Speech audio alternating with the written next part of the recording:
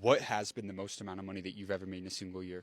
8 figures, cleared $10 million. How old are you now? 44. And how old were you when you became a millionaire? 26. How'd you become a millionaire at 26? I house hacked. I mean, I put a 3% down payment on my very first house, bought it below market. So that meant that I could strip the equity out, and that house bought my next house. Because about how I bought the second house, that house bought my third house. And that's how it erupted into a big portfolio. And I just learned early on, you actually don't need money or credit to really transact real estate. What is the number one mistake you see business owners make time and time again? They trust their accountants. They trust their CFOs. You're the CFO. If you're the business owner, the language of business is accounting, which means you have to learn to read your own financials. What are your thoughts on debt as a business owner? Yeah, if you're terrified to borrow other people's capital, it's because you don't have confidence in your game yet and you shouldn't do it. But the moment you're confident in your game and the moment you have enough history with it, you should borrow as much money as you possibly can. If I could sign today on $1 billion, I would, because I know where to put it, I know how to deploy it, and I know how to make money on it. What's the deepest life quote that you've ever heard? A lot of people have heard the start of this quote. If you think you can or you think you can't, you're right. What they usually leave off is, it's your thinking that makes it so. Human beings are having 70 to 80,000 thoughts a day. And if there's between 7 and 12 words in every thought, then that means we're using close to 1 million words a day in our mind. And if every word has a point structure of a positive or a negative, most people are getting a negative score at the end of the day. And negative thoughts ultimately produce negative outcomes. I'm a positive guy. I've had to retrain my mind. I've rewired it.